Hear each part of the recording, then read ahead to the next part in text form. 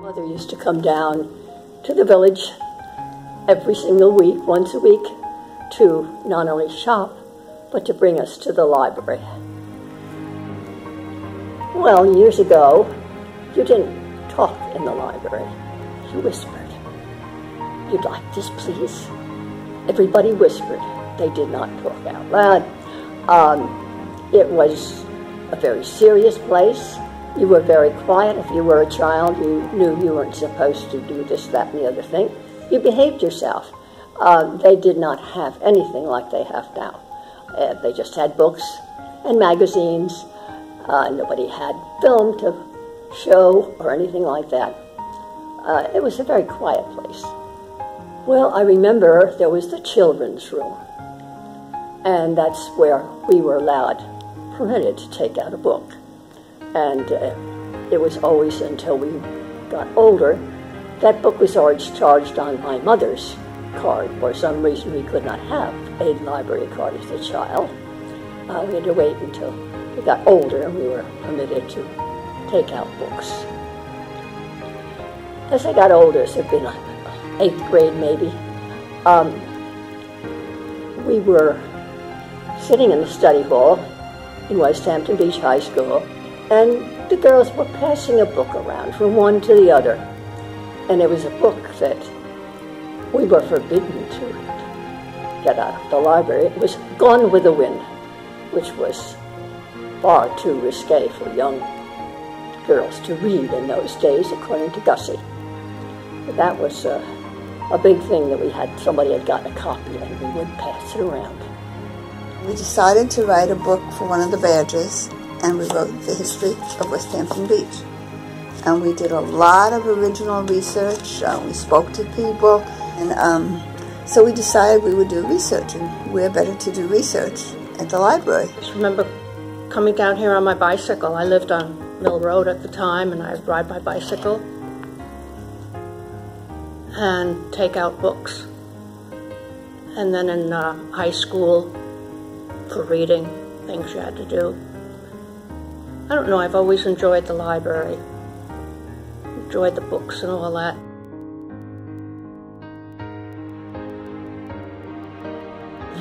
Sophia Parsons was the librarian at the time. And I remember when you walked into the library, she was sitting over there on the left. She had the gray hair with the glasses down to here, and probably the bun in the back. But we would stop by to see my Aunt Charlotte, who was one of the librarians, and Gussie Meeker, Miss Augustus Meeker, with her horsehair hat, and who was a friend of my grandmother's and a neighbor. I guess Miss Meeker, and she was extremely serious, and if you've seen her picture, you know she was a tall, thin lady, and she pursed her lips and spoke like this always, with a slight lisp. But she was a very, very nice woman. I'd say Judge Medina was the big one who really supported the library in many ways.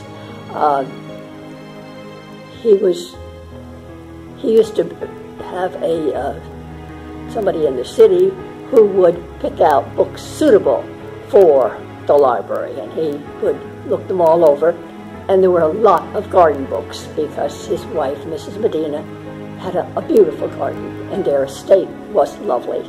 And this interested me more than anything else because it was the biggest collection of garden magazines, garden books I had ever seen around here. And so he really was very interested in the library, every phase of it.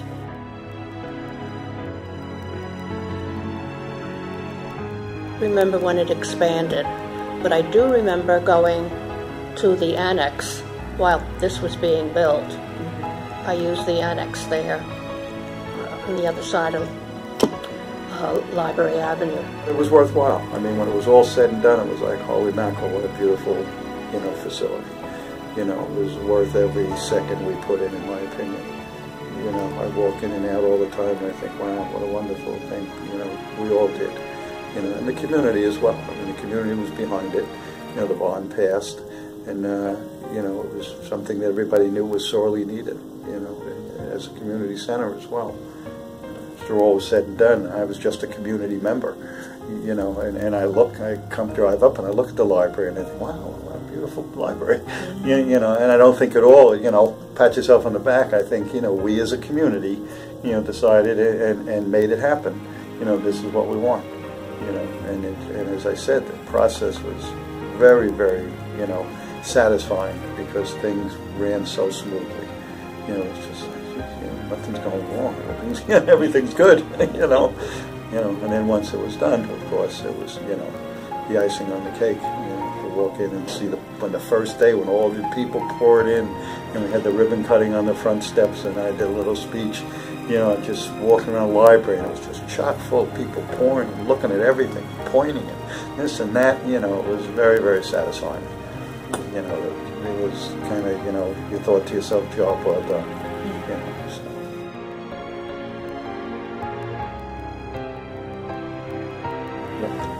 There will be meetings that I've attended. The New York State DEC, when they were having their final meeting about the remediation of a spill site out at Gabreski Airport, and when the Corps of Engineers last fall had their meeting here about the reduction, possible reduction of the growing field. And that was very informative. I like that. That's the type of thing I like to come to. And the fact that it's available to many, many people, the fact that it's open and really it's a beautiful building. I've attended things here, meetings, and really have enjoyed them. Also, I've taken advantage of the driver education thing. I've been to, how many times have they had that? Every 3 years I come for that. Things like that they didn't have that I remember when I was young. The Geek is wonderful. The Geek is a great help. I was doing a spreadsheet for my business, and they helped me organize that. If I have any questions on my phone or my iPad or anything, they're always there to help. And they've become a community center almost, which is important. Yes, it is almost like it's the only central place in Westhampton, so it is a community center. But now there's so much else, there's so many things there, and you use it for reference. I don't believe I used it for reference when I was young. You know, I had books at home or textbooks or something, but you can find everything you want here in the library.